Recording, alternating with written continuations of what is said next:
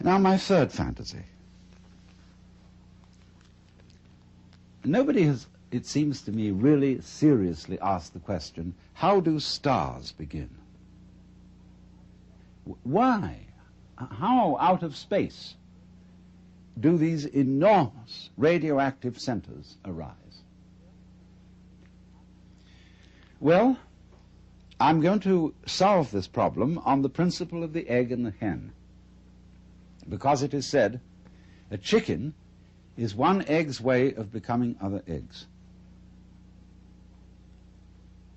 And if you've understood my second fantasy, you will see how that could be true. Now let's suppose then that a planet is one star's way of becoming another star. You know, stars, when they explode, they send a lot of goo out into space. And some of this goo solidifies into balls which get in orbit and spin round the star. And in one chance in 1,000 maybe, one of those balls will become like the planet Earth, and slowly upon it will arise what some people might call a disease called the bacteria of intelligent life. And they have a notion, these things that we call alive, that they ought to go on. And, you know, they have a fixed idea in their heads that they should keep on doing whatever it is they're doing, and they should always be doing it better. So they divide themselves into different species, and these species compete with each other in order to, as it were, flex their muscles and get better and better at whatever it is they are. And they go on doing this until one species really establishes itself as top species in the particular area on the particular planet, as we human beings, Homo sapiens, have established ourselves as top species on Earth, whatever top means. Well then, when we have a little leisure and don't have to spend all our time finding food to put into our mouths, we start asking questions. And we look around at each other and everything and say, what is this? I mean, what's going on here? Well, some people say, that's a stupid question to ask. Why don't you just go on doing your work? Go hunting, go farming, go doing your business. They say, no, there are higher things.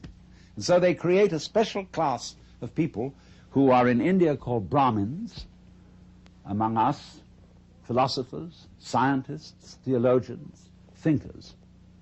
And they go into this question, and they're allowed to stop farming, to stop hunting, to stop mining, to stop scrubbing floors, and to go to very special places called universities, where they can sit around and think about what is going on. Well, they think about this. First of all, they do what they call philosophy, which is they try to say what it means, what does the word be? What does the word exist mean? What do we mean when we say we're here? Well, they find they can't discuss that very far, because the word stops meaning anything. It sort of becomes a noise. They say, no, we're not really getting to the point. What we've got to do is, instead of thinking all the time and just theorizing and talking words about what's going on, we've got to investigate it experimentally. We've somehow got to look into this stuff that we call reality, the material world, and find out what it is. So they start chopping it up. See? They go into flowers and they chop up the seeds and they look into the middle of the seeds. They find something there and then they have to get a magnifying glass and look in on that. And get smaller and smaller and smaller. And they reason they must eventually come to some particle called an atom. In Greek, atom means atomos, non-cuttable, what you can't split any further. So they come down to the atomos, that than which there is no whicher, they thought. But then they found they could split that atom. They could find the electron, the positron, the meson, etc., etc., etc., forever.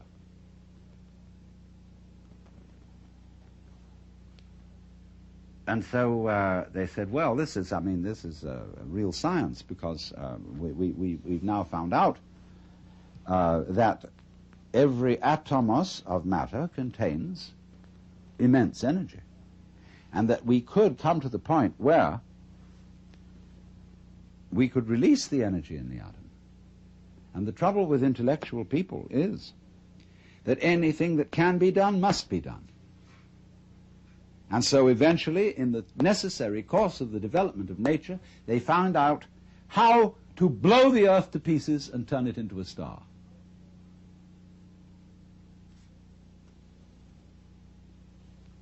So that may be, you see, how stars originate. They have planets, like chickens have eggs, and the eggs burst and turn into chickens.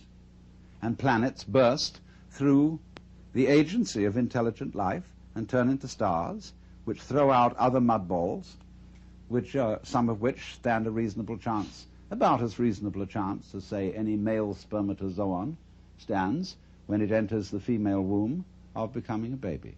1 in a million. And those spermatozoa are in exactly the same position as the planets and the stars. Now, I tell you, this is a fantasy. But you may ask me, isn't it a rather unpleasant fantasy?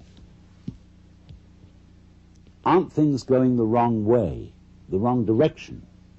In other words, if the whole point of life, I mean, this tender biological substance with all its tubes and filaments and nerves, which is so very sensitive, if all this is to end up in fire, into an absolute blaze of light,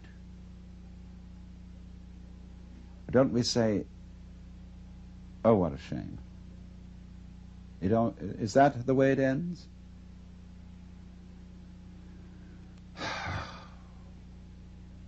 But so many people say that they want to see the light.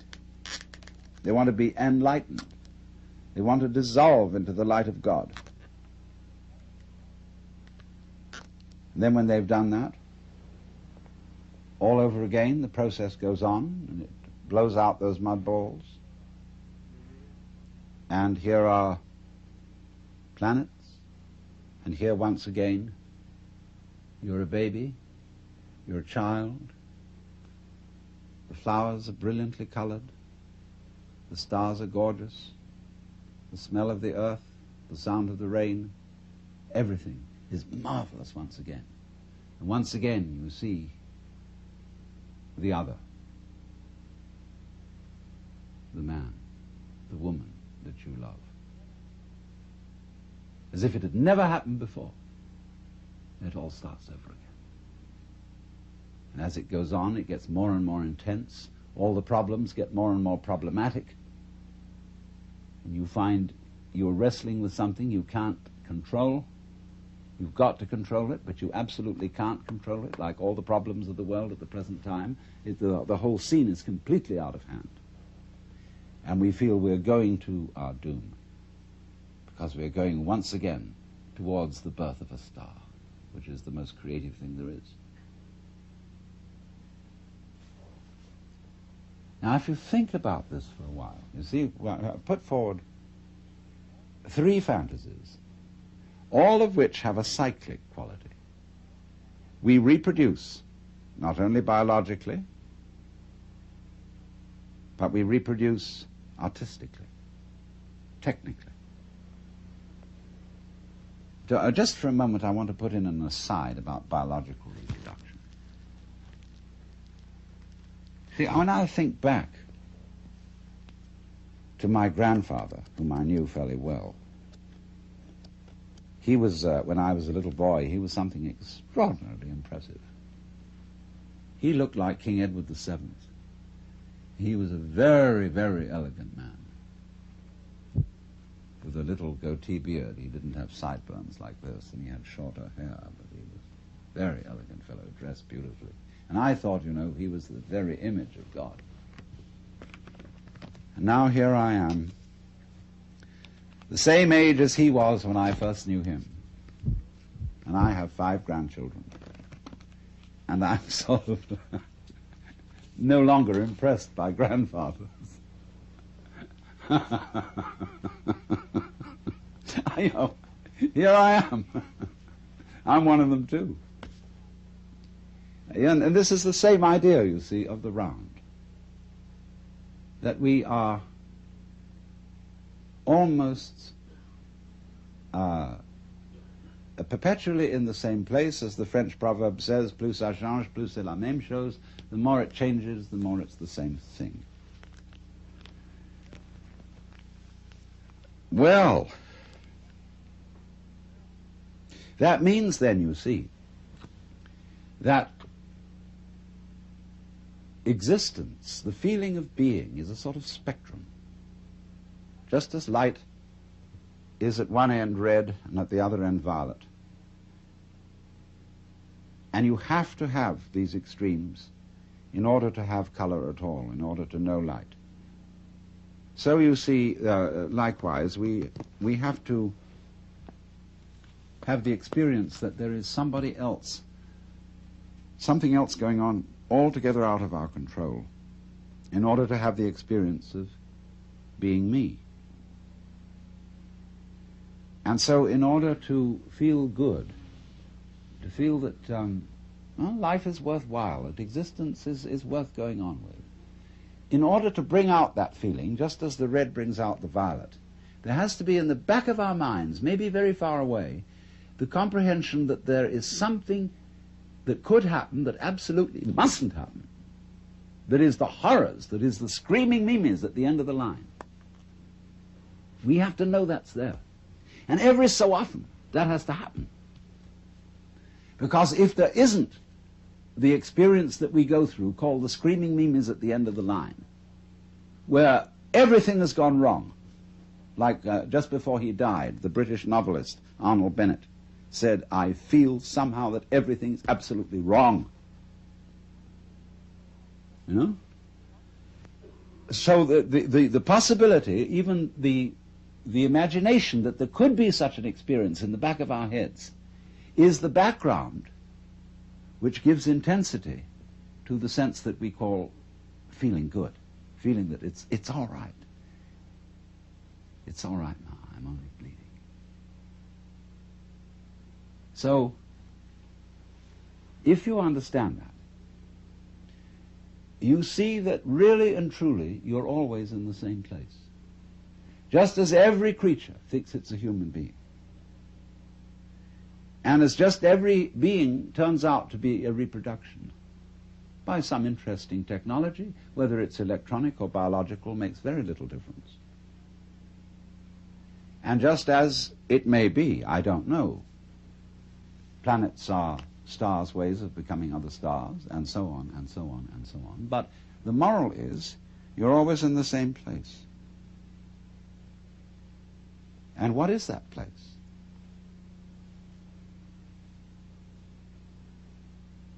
You can ask yourself very, very, I won't say seriously, because this isn't really serious, it's sincere. Ask yourself very sincerely, if that is so, if, in other words, the place in which you are now is the place where everything and everybody else really is, only there's an arrangement to pretend that you ought to be somewhere else. So the place where you are is the place where you're always pretending you ought to be somewhere else. And this is the nature of life. This is the pulse. I ought to be somewhere else. So it's a kind of a gazum like that, see? When if you discover that that's the trick that you're playing on yourself, you become serene. And you don't entirely give up the game because you've seen through it. But you say, it really might be fun to go on playing.